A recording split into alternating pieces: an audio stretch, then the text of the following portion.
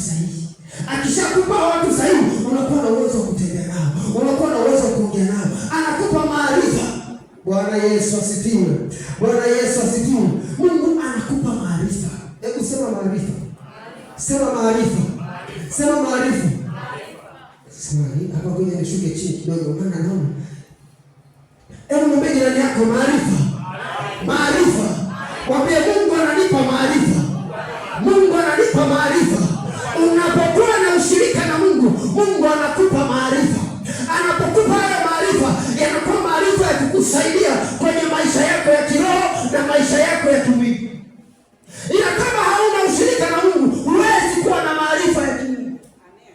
Huwezi kuwa na maarifa ya kimungu, maana hata watakao kuzunguka watakuwa watu ambao hawana ushirika na Mungu. Kwa hata maarifa yatakao kuwepo hayana ushirika na Mungu.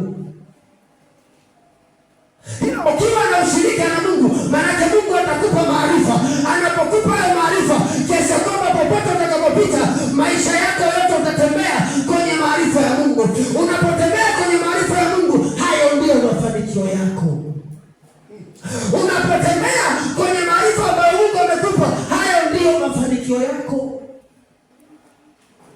Kwa nini? Kwa sababu maarifa ya Mungu, Mungu ndiye kisoma Biblia iko wazi nasema Mungu anafundisha jinsi ya kupata faida.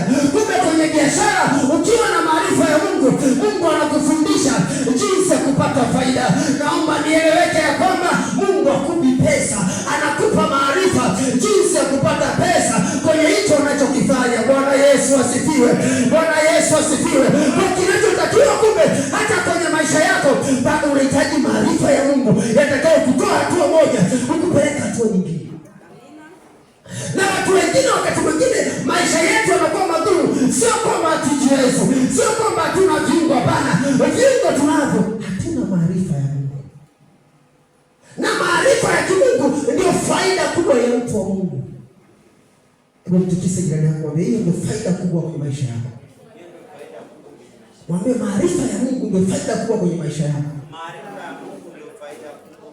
Kwa sababu usipokuwa na maarifa ya kimungu, utakuwa na maarifa ya shetani. Na shetani ndiye atakaye kuendesha.